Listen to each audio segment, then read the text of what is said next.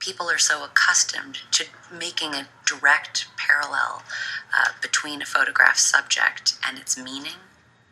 The thing that it depicts is rarely the same scale, the same dimensionality, the same color as the photograph itself. And it's in those differences that a real tension and interest lies.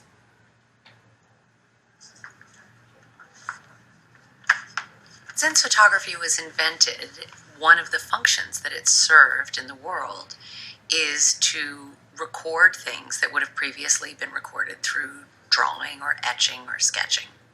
That notion of a photograph's documentary function has been a part of it since the beginning.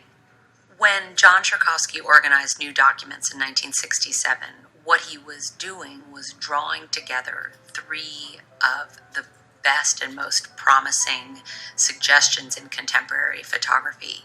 They weren't trying to change the world. They weren't trying to work for a client. They weren't trying to make a picture that served any other purpose than making that picture.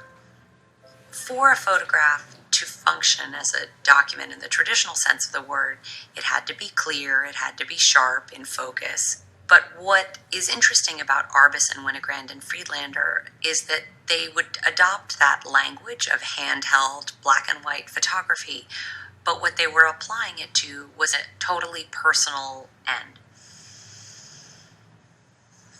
So this picture by Gary Winogrand came into the collection in 1973.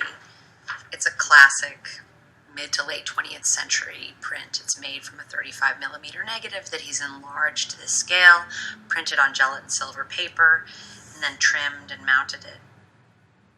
When you think of Gary Winogrand's photograph of the blonde woman and the African-American man carrying two monkeys, of course, that is a photograph of a couple, and they're two very well-dressed monkeys walking through Central Park. But when you realize what Winogrand has done and his recognition of how that picture can function both as a metaphor and as a subject, the choices that he's made in terms of how close he stands to that subject or how far away, how the very nature of walking around the streets with a 35mm camera opens the possibility of encountering something like that on the street and just capturing it as it's passing you by.